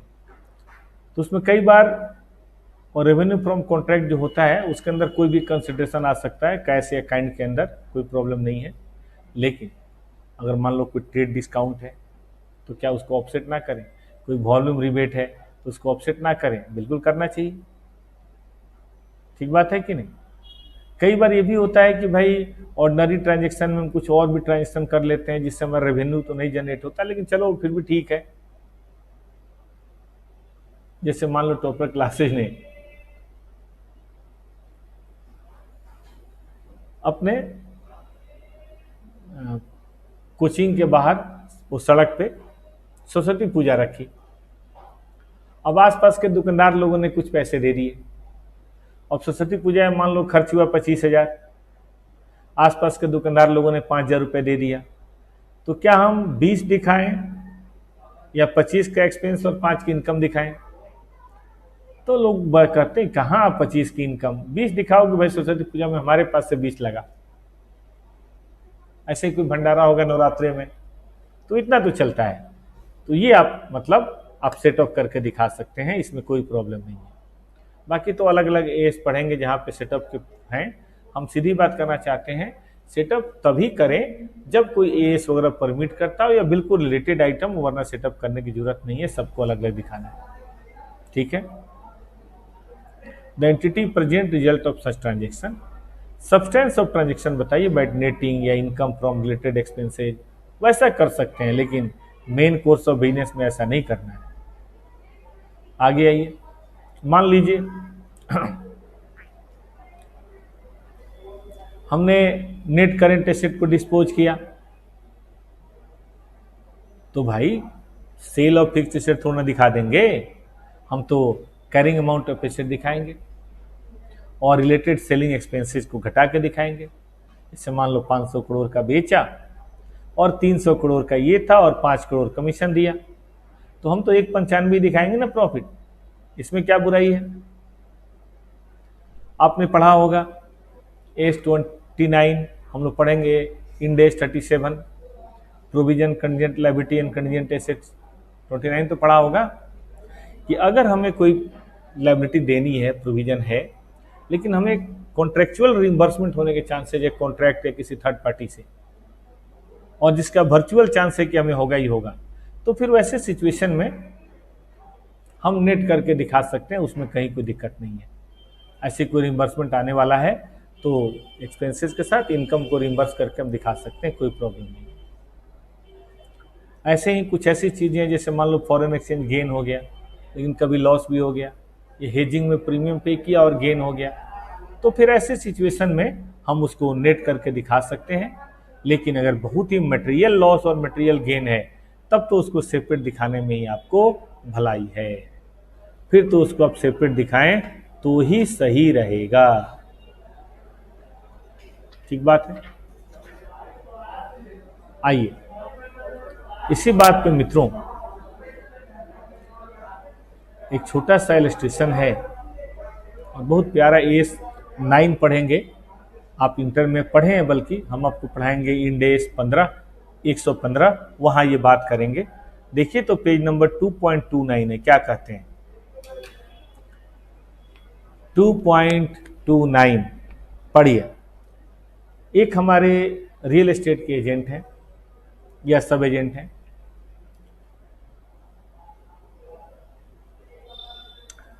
अब ये बड़ा डीलर है, छोटा डीलर इसके पास काम लाता है।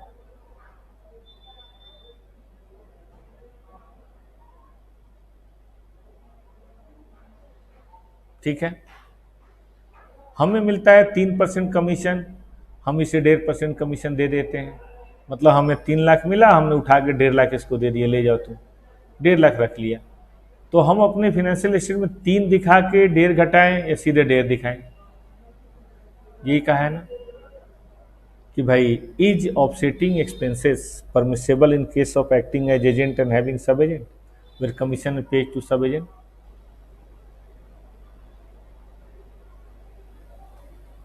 बताइए, आप ही बताइए। हमने सब एजेंट को 1.5 लाख दिया, तो क्या हम नेट करके दिखाएं या पूरा दिखाएं? सोच के देखिए, आपको क्या लगता है 1.5 लाख दिखाना सही रहेगा, सही प्रेजेंटेशन करेगा? अरे भाई हमारा तो काम है ये, हमें बेसिकली 3 मिला है जिसमें से हमने 1.5 दिया है, मिला तो हमें 3 है,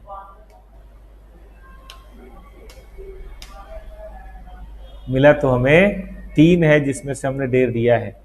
तो ये कहता है कि देखो भाई ऐसा कोई प्रेजेंटेशन मत करो जो सब्सटेंस ऑफ द ट्रांजेक्शन को रिफ्लेक्ट ना करे और जो डिस्ट्रैक्ट करे टू अंडरस्टैंड द ट्रांजेक्शन। आप ये कहोगे कि हमने कमीशन 1.5 कमाया, गलत है। आपने कमीशन जो कमाया है वो आपकी ग्रॉस रेवेन्यू है और जो आपने सब एजेंट को दिया है वो आपका एक्सपेंस है। इस तरह की ऑफसेटिंग अच्छी बात नहीं है, ये आपको ऑफसेट नहीं करना चाहिए। कितना हो गया? ABCDE, छठा है फ्रीक्वेंसी। भाई फ्रीक्वेंसी ऑफ रिपोर्टिंग क्या होनी चाहिए, कब कब आप रिपोर्टिंग करें? इंडेक्स क्लियर है, ये कहता है कि देखो फ्रीक्वेंसी ऑफ रिपोर्टिंग है ना, कंप्लीट सेट एक बार कम से कम जरूर करना चाहिए। Complete set of financial statement including comparative information साल में एक बार तो आपको रिपोर्टिंग करनी ही चाहिए।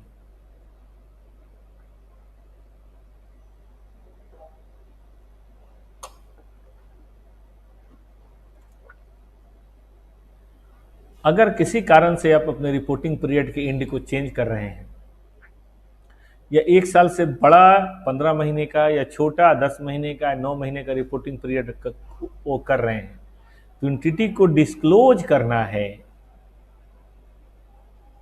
इन addition to the period covered. क्या रीजन कि आप ऐसा क्यों कर रहे हैं, क्या कारण है कि 12 महीने की बजाय आप 15 महीने या 9 महीने या 10 महीने का स्टेटमेंट बना रहे हैं? ऐसी क्या मुसीबत आ गई?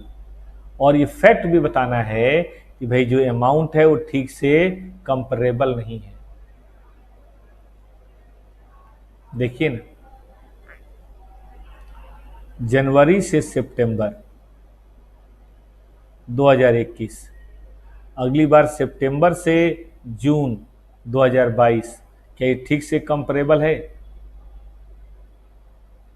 सही ढंग से कंपेरेबल है? नहीं है। आप ध्यान से देखिए, इसमें जुलाई अगस्त सितंबर शामिल है, इसमें जुलाई अगस्त सितंबर गायब है, इसमें नवंबर दिसंबर जनवरी नहीं शामिल है, इसमें शामिल है। हो सकता है उसमें से कोई एक सीजन हो, तो ये कंपेरेबल नहीं है, ये बात आपको बतानी है। बहुत अच्छा प्यारा क्वेश्चन है, क्वेश्चन नंबर 4। सब लोग देखिएगा, पेज नंबर है 2.29, क्वेश्चन नंबर 4। एक कंपनी है सुपर्ब, जिसको एक्वायर कर लिया गया हैप्पी गो लक्की 2018 में। अब हो सकता है दोनों का रिपोर्टिंग डेट अलग हो। To align with the reporting date of the parent, superb ने चेंज कर दिया अपने रिपोर्टिंग पीरियड जनवरी से 31 मार्च कर दिया। Consequently entity superb reporting period अब 31 मार्च होने लगा 14 महीने का।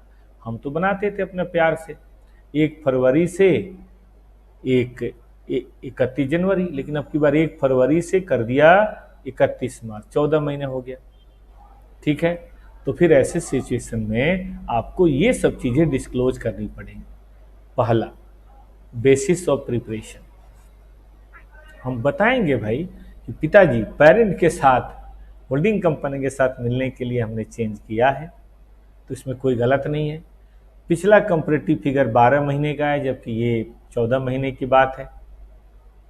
इसका मतलब है इंटायरली कंपेरेबल नहीं है। वो 12 महीने था और ये 14 महीने है, तो इंटायरली कैसे हो जाएगा? सर पूरा सिलेबस, हाँ बेटा पूरा सिलेबस होगा, पूरा सिलेबस होगा। कोमल पढ़ते रहिए। और मैं बता दूं पहले से मॉड्यूल नंबर 2 का यूट्यूब के अंदर प्ले लिस्ट है। प्ले लिस्ट बेटा पहले से है, आप उसको तब तक पढ़ भी सकते हैं। ये तो डेली खर्च चल ही रहा है, और बाकी प्ले लिस्ट है दोस्त, आप वहां भी पढ़ सकते हैं। फिनेंशियल रिपोर्टिंग का मॉड्यूल नंबर 2 का तकरीबन 99% या 90% उसके अंदर है। तो इसलिए मॉड्यूल 2 मैं बाद में पढ़ाऊंगा, मैं मॉड्यूल 1 अभी पढ़ाऊंगा, फिर मॉड्यूल 2 आप थोड़ा वहां से पढ़ लीजिए। तो इस तरह से आधा सिलेबस तो आपका अक्टूबर में खत्म हो जाएगा। जिन बच्चों का भी अगर दिसंबर में एग्जाम हो, वैसे तो ना हो तो अच्छा है, लेकिन अगर आपका है तो दिसंबर अटेम्प्ट वालों के लिए मैं बता दूं, टॉपर क्लासेस के यूट्यूब चैनल पे प्ले लिस्ट है, उसके अंदर मॉड्यूल 2 पूरी तरह से है, और रिकॉर्डिंग भी नई है, उसमें कोई चेंजेज नहीं है। और बाकी मैं लाइव आपको पढ़ा ही रहा हूं। तो ये दोनों चीजें हम लोग उम्मीद करते हैं कि 31 अक्टूबर तक खत्म हो जाएगा। ठीक है कोमल, आप सुन रहे हैं बेटा?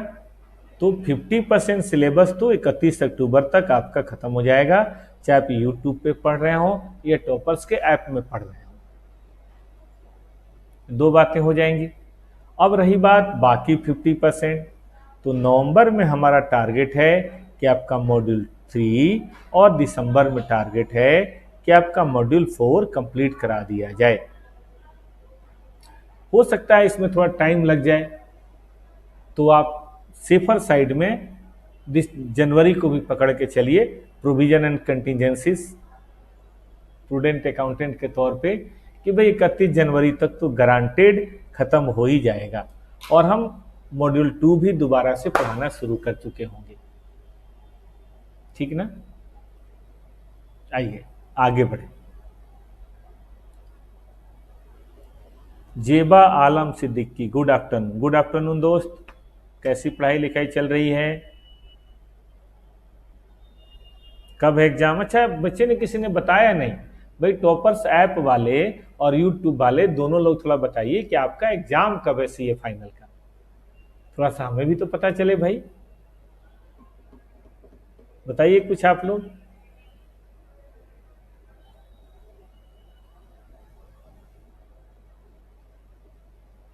आइए ध्यान दीजिए, आगे चलते हैं। बहुत ही बढ़िया है।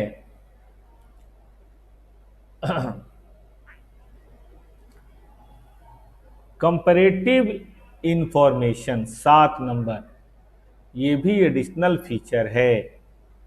कंपैरेटिव इंफॉर्मेशन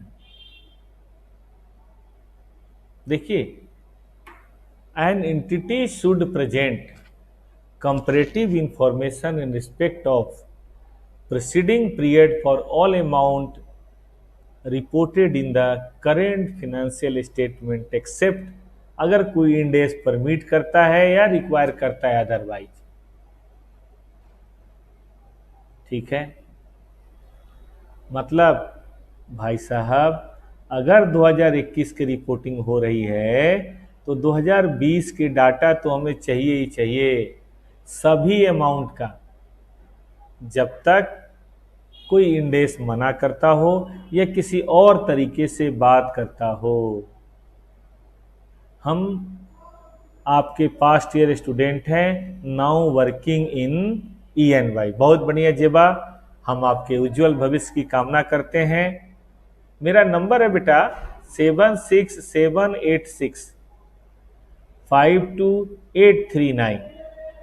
आप नंबर नोट कर लें, बाकी सभी बच्चे नोट कर लें। और जेबा इस पे आप अपना एक मैसेज भेजिएगा, थोड़ा हम आपको पर्सनली गाइड भी कर देंगे कि और आगे कैसे आपको काम करना चाहिए। अगर आप मेरी बात सुन रहे हो तो 7678652839। ठीक है जेबा, और हम आपसे बात करना चाहेंगे, आपसे आपके आर्टिकलशिप में क्या आपने कुछ करा है और क्या करना चाहिए, इसके बारे में हम आपको गाइड करना चाहेंगे। ठीक है जेबा, चलिए आगे चलें। देखिए, मिनिमम कंपैरेटिव इंफॉर्मेशन, कि भाई अगर इस साल की फिगर दिखाई हो तो मजा तभी है जब इसका प्रीवियस ईयर की फिगर भी दिखाई। ठीक है, देखिए, comparative information for narrative and descriptive information should be included if relevant to understand the current year financial statement. मतलब नैरेटिव और डिस्क्रिप्टिव इंफॉर्मेशन का भी कंपैरेटिव आपको देना चाहिए अगर आपको ऐसा लगता है कि चीजें जरूरी हैं तो। फॉर एग्जाम्पल, भाई कोई लीगल डिस्प्यूट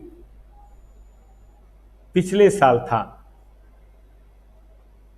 और अभी तक वो सॉल्व नहीं हुआ है, तो जरा बताओ तो वो कहां तक पहुंचा है। पिछले साल तो लड़ाई चल रही थी, झगड़े चल रहे थे, अब क्या सिचुएशन है, हम ये जानना चाहते हैं। वी वांट भाई क्या परिस्थिति है, और यूजर भी तो जानना चाहेगा कि भाई कंपनी का जो प्रॉब्लम चल रहा था, केस मुकदमा जिसमें बहुत खतरे की बात थी, वो कहां तक सिचुएशन पहुंची है, हम भी तो जानना चाहेंगे बेटा।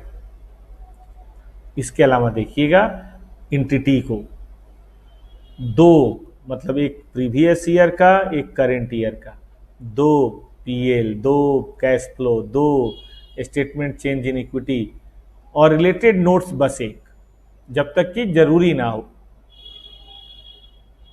प्रेजेंट करना है।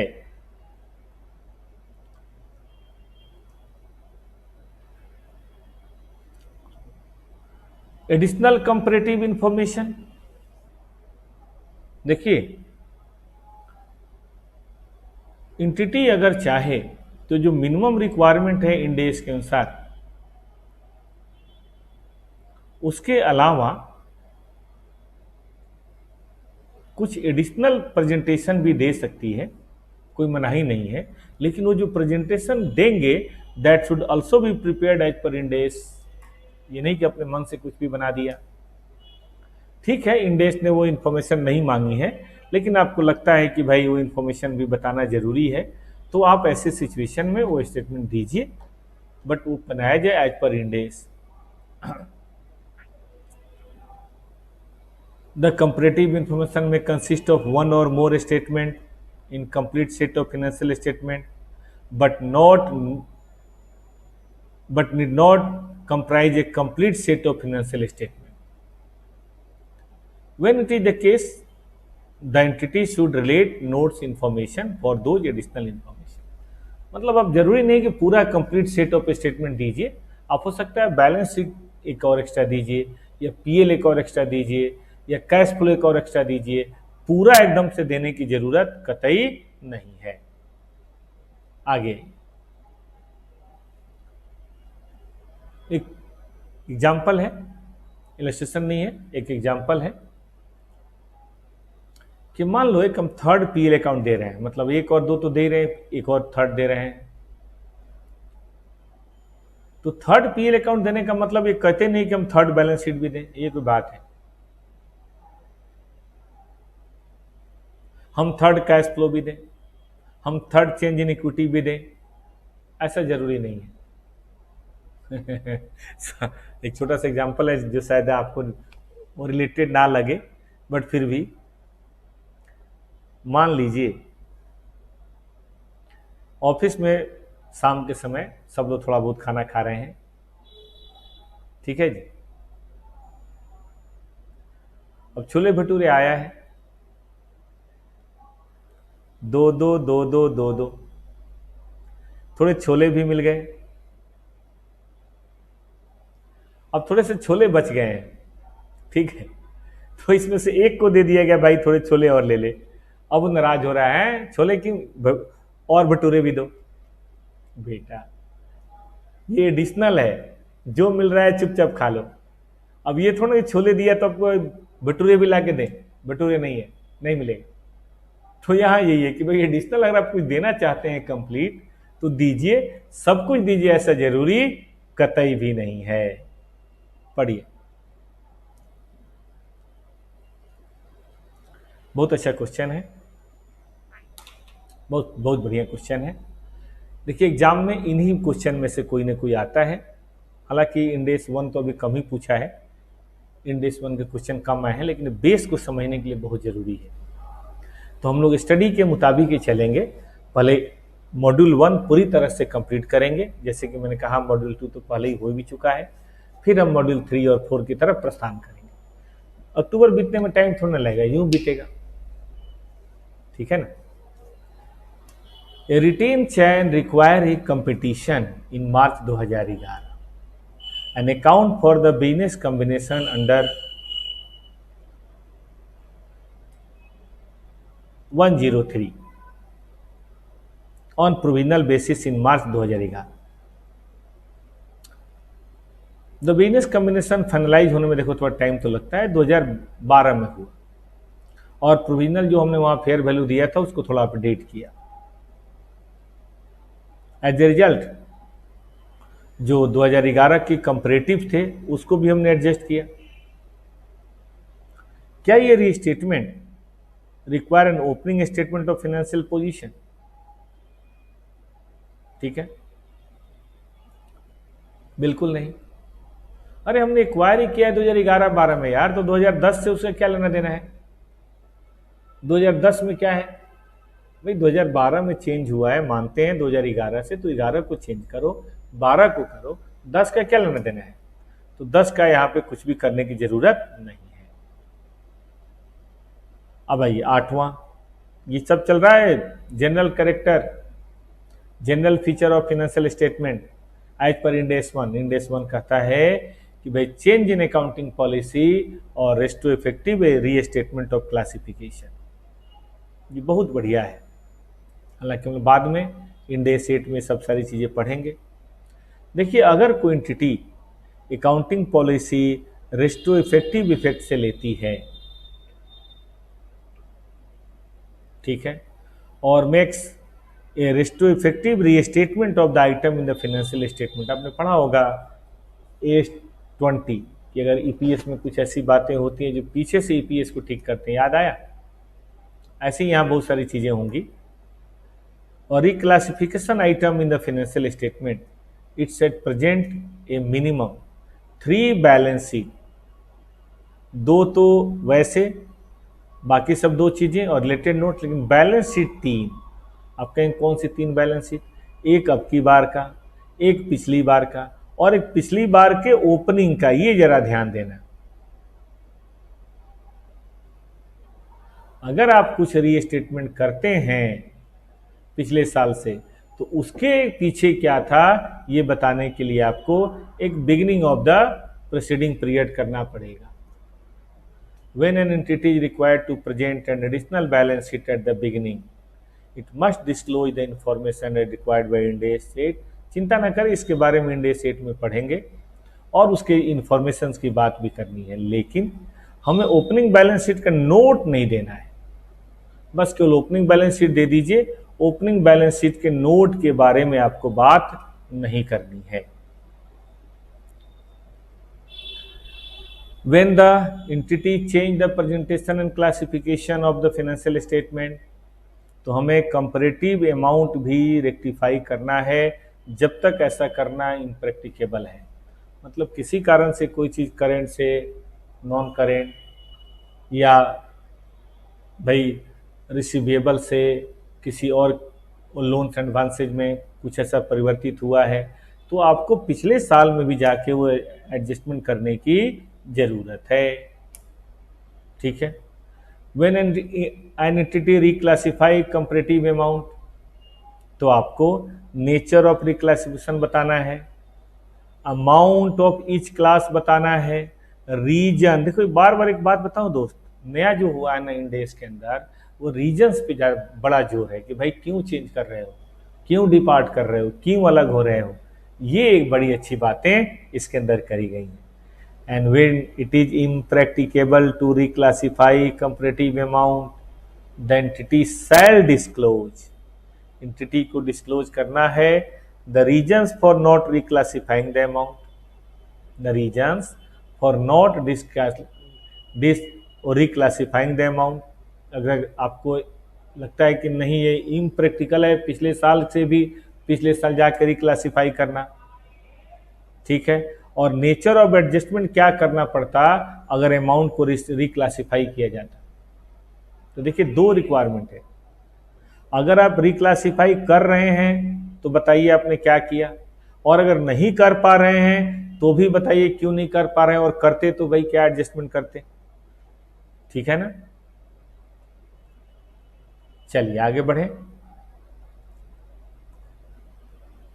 देखिए लास्ट जनरल नेचर है, आई थिंक नंबर 8 ही है ना ये एक, हाँ, और नंबर 8 है कंसिस्टेंसी। कंसिस्टेंसी आपने S1 पढ़ा था ना, प्रूडेंस था, मेटलिटी था, गोइंग कंसर्न था, कंसिस्टेंसी था, एक्रूअल था, 5 तो आपने वहां भी पढ़ा था। यहाँ कंपैरिजन पे थोड़ा सा जोर है, कंपैरेटिव स्टेटमेंट पे जोर है, और फ्रीक्वेंसी फॉर रिपोर्टिंग, ये 3 चीजें बढ़ गई।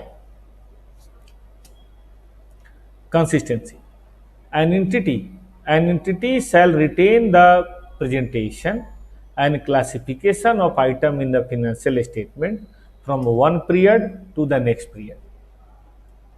ठीक है, from one period to the next period unless it is apparent following a significant change in the nature of entity operations or review of the financial statement that another presentation or classification would be more appropriate having regard to the criteria for selection या application of accounting policy, or Ind-AS require change in presentation। Ind-AS require change in presentation।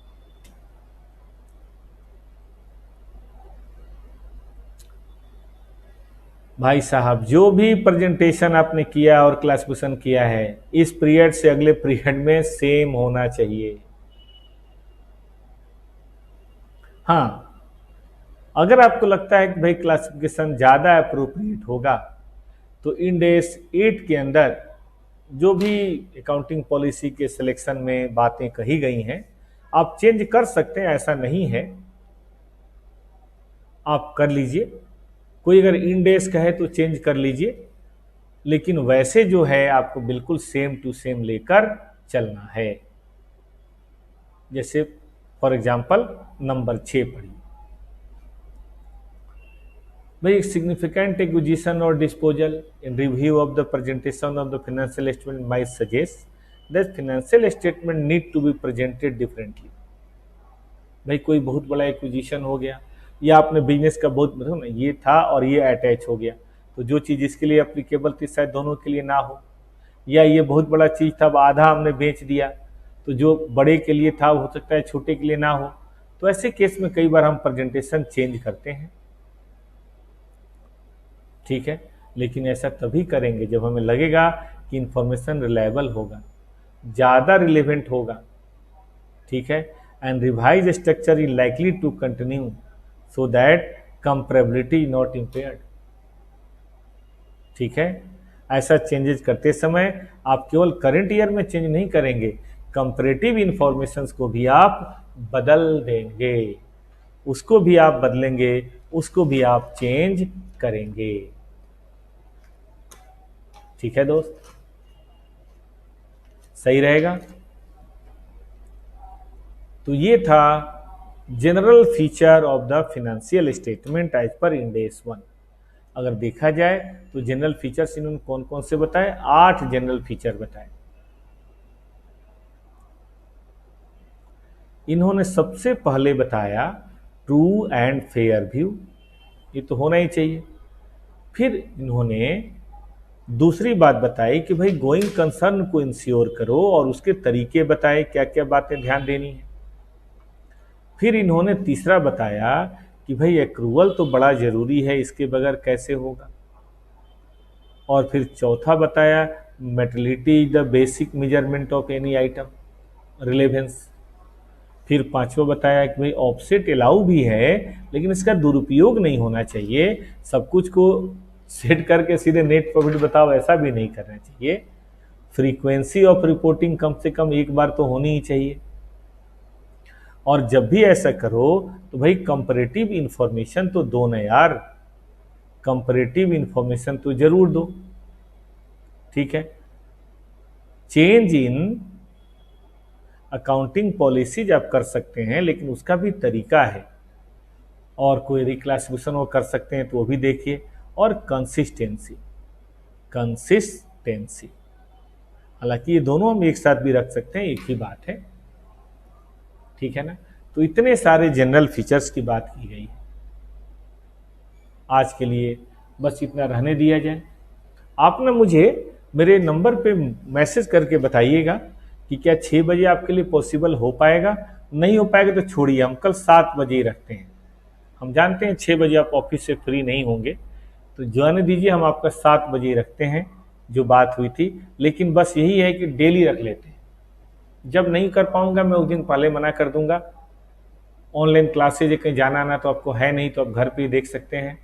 तो कल रखते हैं 7 से 9, Monday है, चलिए शाम में रखते हैं ताकि आप थोड़ा फ्री हो जाएं, मुंह हाथ धो लें घर पे। और घर में ऑफिस में सर को बताइए कि सर मैं टाइम पे आऊँगा, 9 बजे 9:30 बजे ऑफिस पहुँचिए, और मैं टाइम पे थोड़ा इजाज़त दीजिए ताकि बैलेंस मैं कर सकूँ अपनी लाइफ के साथ, थोड़ी पढ़ाई थोड़ा सा काम, इसमें तो कोई बुराई नहीं है। ठीक बात है ना। अगर ज़्यादा ज़रूरत पड़ी तो मैं क्लासेस सुबह भी कर दूंगा, अगर आप लोग सुबह उठने के लिए तैयार हो, जैसे 6 से 7:30 कर दिया तो हम सुबह भी कर देंगे, लेकिन अभी नहीं, अभी तो पढ़िए अक्टूबर में 7 से 9। मिलते हैं फिर कल, ठीक रहेगा। बाय, धन्यवाद। और मुझे कमेंट करके मैसेज करके मुझे बताया कीजिए ताकि मैं आपकी और अच्छी तरह से मदद कर सकूं। पढ़ना है, अच्छी तरह से पढ़ना है। धन्यवाद।